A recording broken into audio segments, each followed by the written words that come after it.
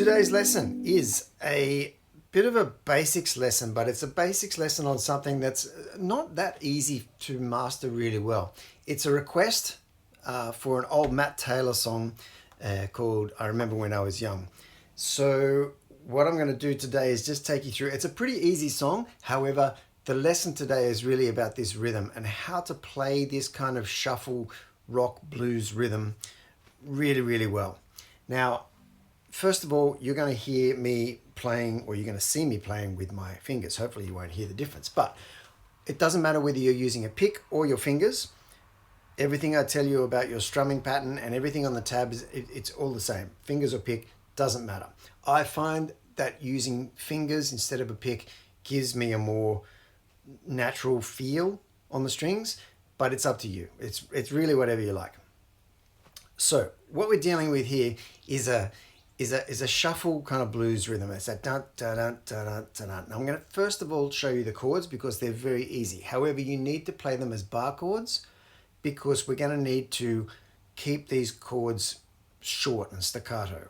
And right throughout our rhythm, we're going to be squeezing these chords on and off with our fretting hand because that's how we keep these notes and these strums very short. You can, of course, mute with your right hand as well, or with your strumming hand, I should say. You can mute like that. It doesn't give you the amount of control as squeezing on and off these chords go, and I'll explain a little bit more about that as we go along. First of all, the chords: G, B flat, C. They're your basic chords. They're 80% of the song. If you want to do it really, really easy on the first level, you can play these B flat and C chords down here, and it keeps them all pretty close together. The first level is this.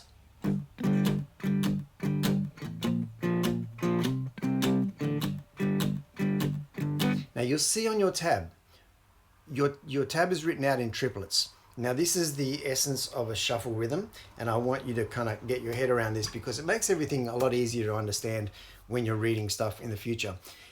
Those triplets, if you think of 4 beats in a bar, 1, 2, 3, 4, 1, 2, 3, 4. I remember when I was young, right? 1, 2, 3. If you're counting them in triplets, you're going 1, 2, 3, 2, 2, 3, 3, 2, 3, 4 to 3, 1, 2, 3, 2 to 3, 3 to 3, 4 to 3.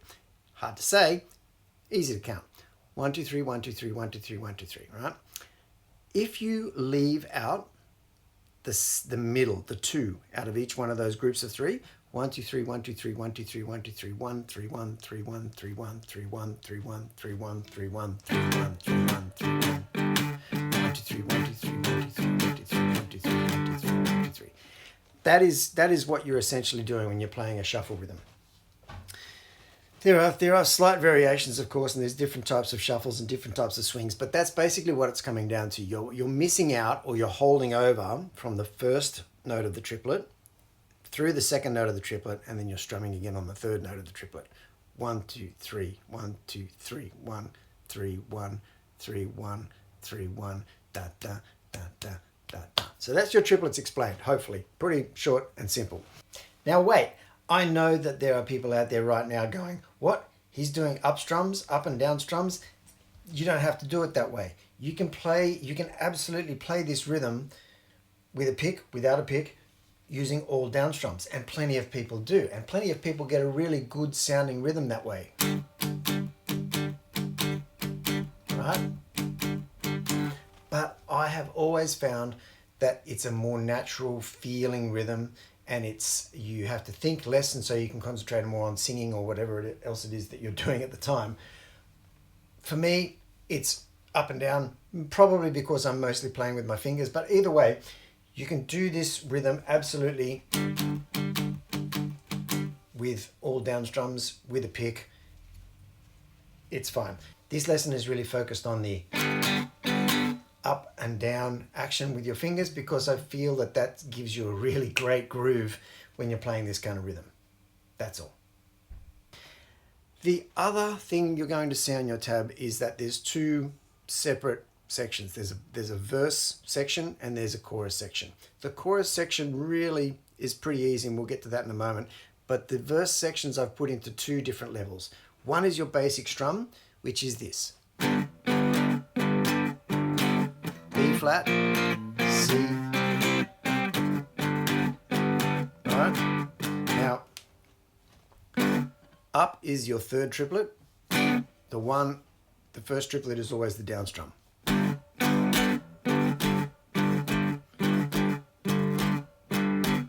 Now, if you're doing the basic strum like this, your first strum is pretty short.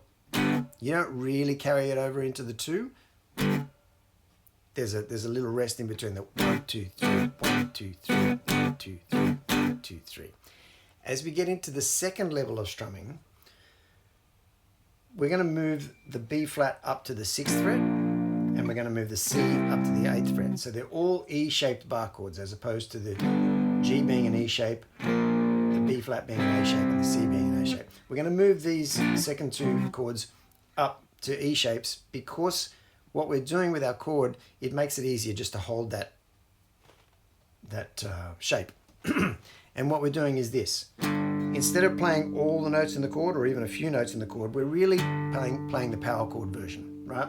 Because with our first and third fingers, we're playing the first two notes out of the G chord. Then with our pinky, we're adding the 7th fret on the A string, and then we're lifting it off again within that strumming pattern. So you're going, and you'll hear now,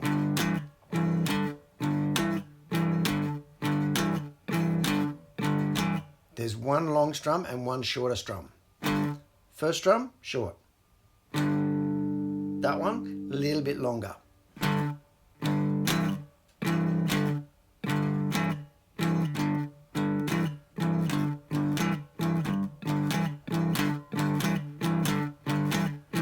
Now you got to take your time with that, and you got to get it sounding good, because where the really fine art of this rhythm comes is in your fretting hand by squeezing this on. And I'll zoom in so you can see what this hand is doing as I strum, and I'll try and strum up close so you can see that as well.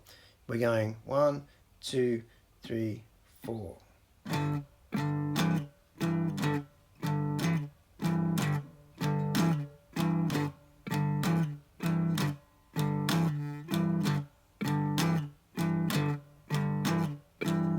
So I'm squeezing that chord on as we strum it.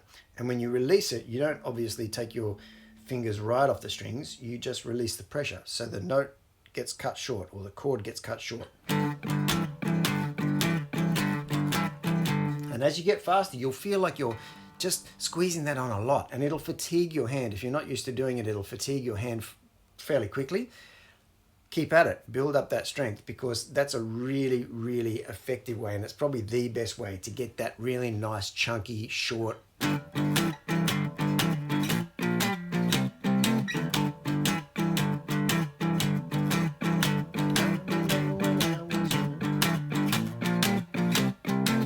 So we're doing that on the B flat as well, and then the C.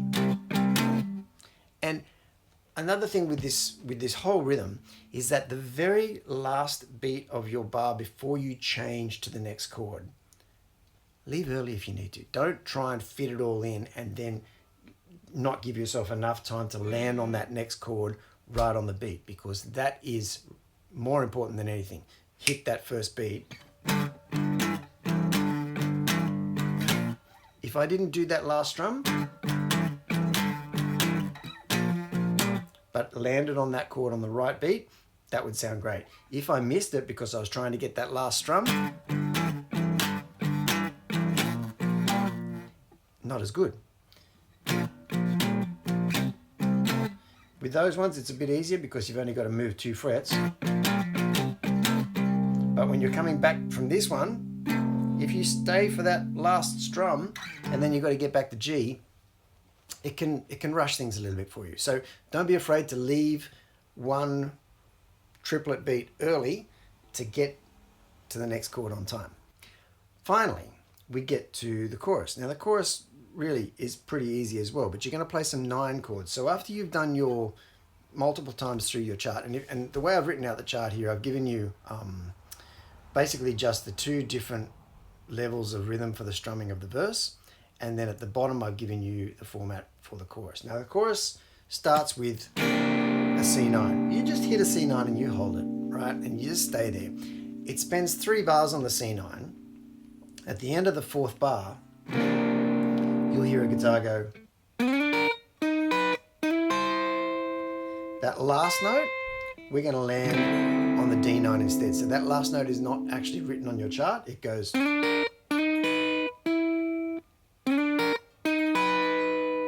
In fact, leave that 9 off.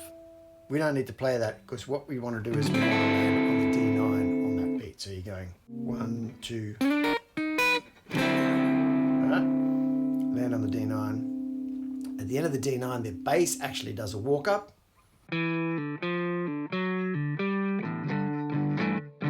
If you want to put those fills in, you don't need to. You can just play the absolute basic. But what's really killer about this song is that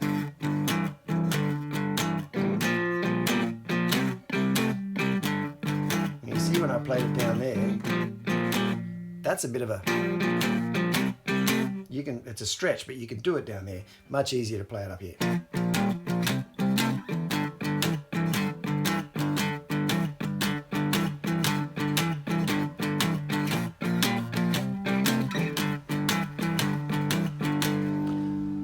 I hope you found that useful. It's a great song by Matt Taylor, who was the guitarist in Chain, which is a very famous old Australian blues band from the 70s. Tell me what you think of it. Good luck with that strumming. It's really worth spending a little bit of time to get that sounding right. You're going to squeeze a lot. You're going to tire out that hand, but keep at it and you'll have a really good, chunky rhythm sound for any shuffle blues that you want to play in the future. Thanks for watching. See you next time.